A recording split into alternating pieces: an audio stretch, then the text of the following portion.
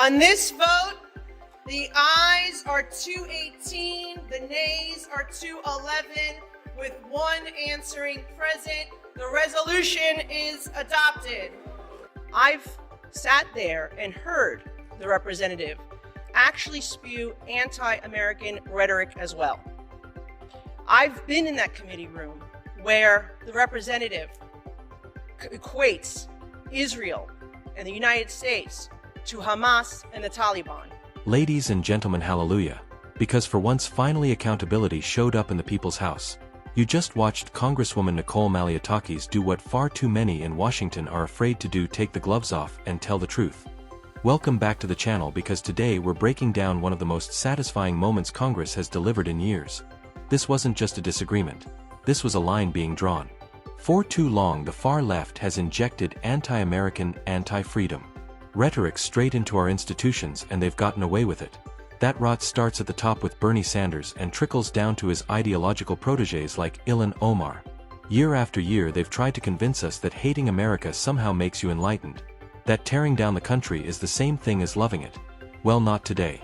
Today Nancy Mace and Nicole Maliotakis said enough. Not on our watch. If you're sick of socialist talking points masquerading as patriotism, hit that like button right now, because what you're about to see is pure gold. Let's get into it. Mr. Speaker, pursuant to Clause 2A1 of Rule 9, I rise to give notice of my intent to raise a question of the privileges of the House. The form of the resolution is as follows: House Resolution 713, censuring Representative Ilhan Omar of Minnesota and removing her from the Committee on Education and Workforce and the Committee on the Budget. Whereas Charlie Kirk was a lifelong advocate for freedom of speech, civil political discourse, and the political engagement of youth. Whereas Charlie Kirk was a man of deep faith, a husband, and a father to 2 young children.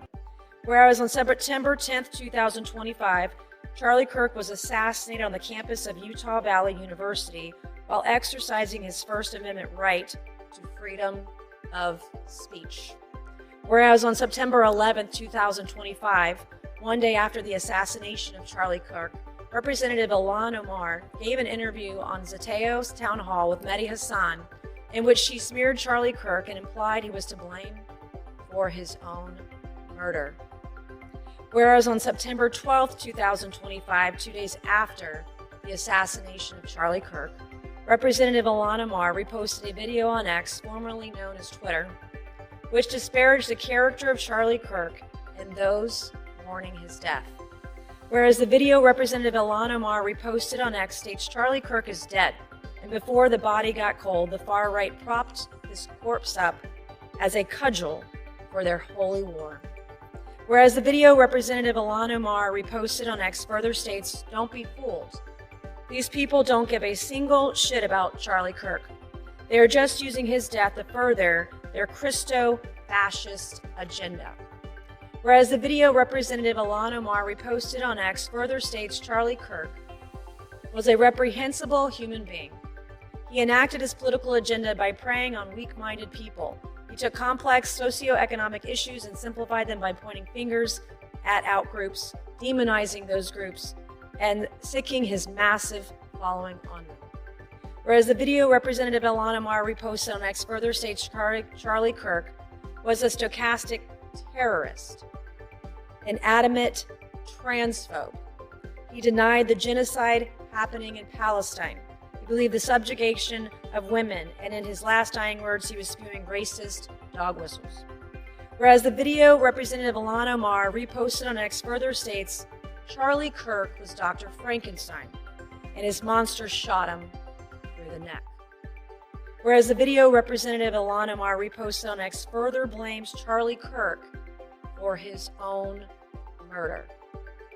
Whereas Clause 1 of Rule 13 of the Rules of the House of Representatives provides a member, delegate, resident commissioner, officer, or employee of the House shall behave at all times in a manner that shall reflect credibility on the House. Whereas Representative Ilhan Omar's actions in the wake of the assassination of Charlie Kirk are reprehensible and affect the dignity and integrity of the proceedings of the House and do not reflect the credibility on the House. Now therefore be it resolved that Representative Ilhan Omar of Minnesota be censured. Representative Ilhan Omar forthwith present herself in the well of the House of Representatives for the pronouncement of censure. Representative Ilhan Omar be censured with the public reading of this resolution by the Speaker, and Representative Ilhan Omar be and is hereby removed from the Committee on Education and Workforce and removed from the Committee on the Budget of the House. Thank you, Mr. Speaker. We've heard from my colleagues the reasons why the Representative Omar should be removed from this committee, but I feel like all the reasons have not just yet been stated, which is why I rise to add for the record. We've heard about the comments that were made regarding anti-Semitism and anti-Israeli views, but I rise to add to the record that as a member of the Foreign Affairs Committee, I've sat there and heard the representative actually spew anti-American rhetoric as well. I've been in that committee room where the representative equates Israel and the United States to Hamas and the Taliban. Absolutely unacceptable for a member of that committee.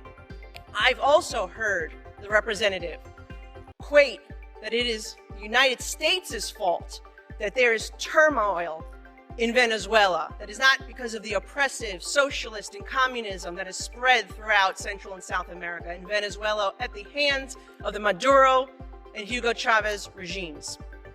That is unacceptable. And as a New York representative, to hear the representative belittle, to try to diminish the worst terrorist attack on United States soil on September 11, 2001, as some people did something, that is unacceptable as well. And I hold the same standard for this side of the aisle that I do the other, because when another colleague on my side said something about 9/11, I also voted to have her removed from the Education Committee because I thought that was inappropriate. So I'm being consistent here, and I hope my colleagues will do the same to show that this is about consistency and accountability, because we should not have an individual with those views on the committee that is tasked with representing our country and our Congress to foreign nations. I yield back. Wow. That silence after the vote? That wasn't confusion, that was realization. That was the radical left understanding in real time that the free pass is over. Let's break this down because two people in this clip deserve serious credit. First, Nicole Malliotakis. She didn't posture. She didn't rant. She brought facts. Sitting on the Foreign Affairs Committee, one of the most important committees representing America to the world, she was forced to listen as Ilhan Omar equated the United States and Israel with the Taliban and Hamas. Let that sink in. Terrorist organizations that brutalize women, murder civilians, and hate everything Western democracy stands for put on the same moral level as the United States of America. That's not nuance, that's propaganda. And it comes straight out of the Bernie Sanders Blame America First handbook.